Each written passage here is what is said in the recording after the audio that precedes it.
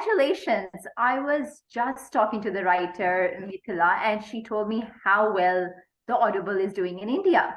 So, for all the Desis living down under, tell us a bit more about this exciting Audible adventure. Uh, where do we begin? There's so much happening with it, but I mean, I'm sure Mithila spoke to you about it, and the way she will tell you about the story, nobody else can for obvious reasons. But what I liked about Desi Down Under as a listener was the fact that it's extremely breezy. It is so easy to listen to. It's a great experience as a fan of books and as a fan of escapism every time it comes to like content. Um, I think for me, Desi Down Under did just that. I think the fact that Mithila and Mantra have done so well in holding on to the nerve of Coogee Beach, Australia, of having people in Sydney come together, and the way it's been so seamlessly kind of put together as an experience is great.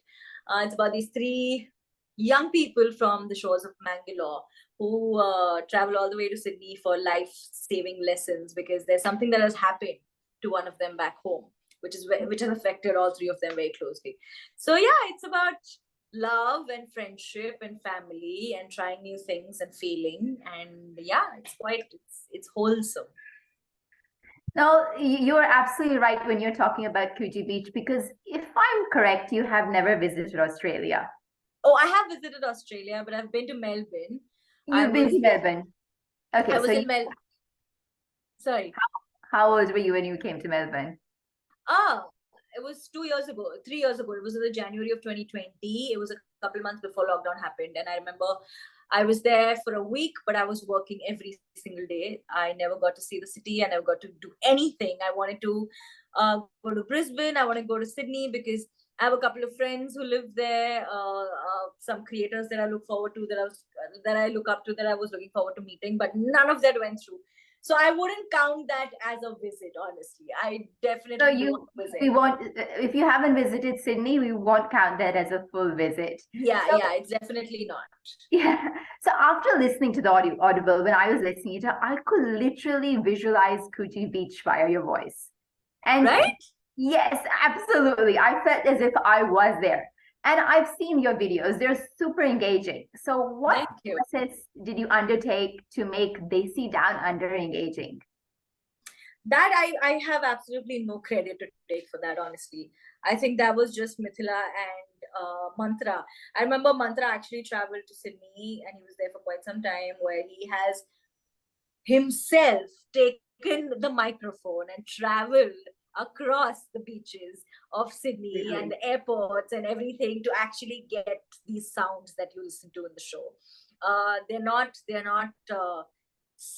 not stock footage. They have actually been recorded when he was traveling there. So also all the actors that we have that are Australian were recorded in Sydney when he was traveling there. So it was just the three of us here recording, and I will take absolutely no credit for how well it sounds. Making it an immersive experience was 100% just our director and our writer. No, that's good. While this Audible challenges expectations of Indians' ability to swim, it also touches on homosexuality and the cultural clash between India and Australia. So what is the message you think people in India and Australia will take home? Just that how similar as people we are, no matter where we come from, I think is a huge message. Because if you look at everyone that David, Rahul and Meenu meet when they're at Coogee are so different from how these three are.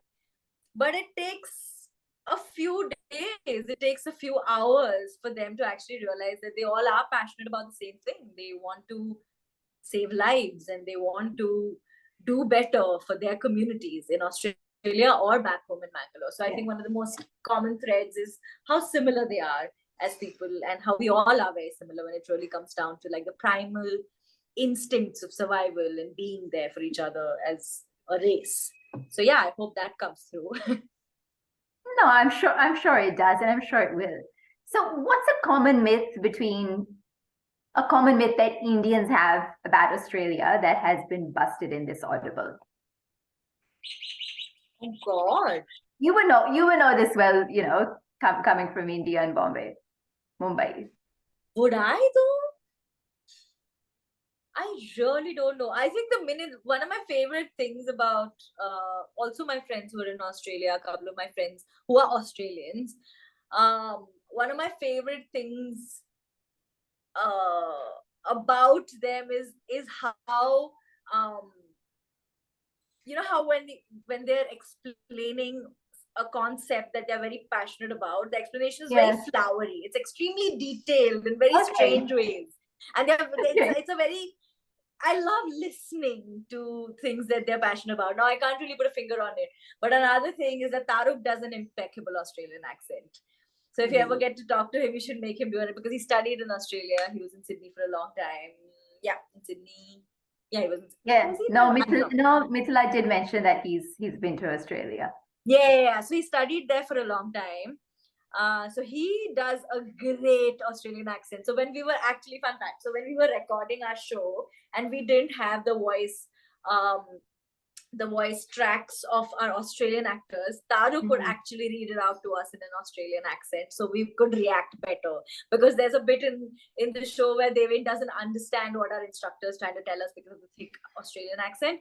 So Taruk could actually read it out, so he could act on it. It was quite fun. But yeah, I don't think there's any myths, at least not ones I have kind of come across. But I've always had a great time with everyone that I know in Australia. No, it sounds like it, and it sounds like you had a lots of fun during just recording this Audible. I can just see it. We did, yeah.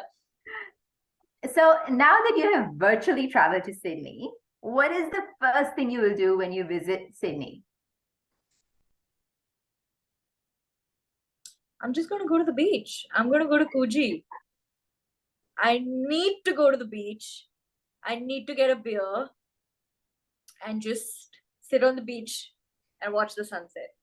Oh, just that. Because I'm not a swimmer. I can't swim. I love being in the water, but I don't know how to swim. So I will just chill by the beach. But I definitely want to go to Coogee as soon as I land in Sydney. Oh, go for it. I hope you visit Australia soon. I really hope I do. Desi Down Under is also about chasing one's dream. And in a short span, you have not only become one of India's biggest YouTuber, but also become a Dharma bride with Jug Jug. And you were amazing in that. Thank you. And the third season of Miss Smash is also coming up, which I'm definitely looking forward to. So what are the other dreams that you're still chasing? We would love to hear about it.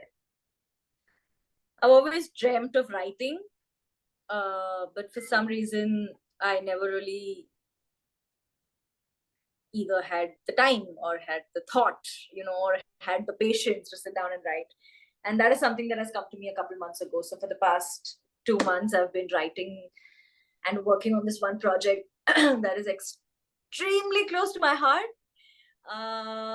So that is exciting. It's new. Being in an audio show is new because it's not something I had done before.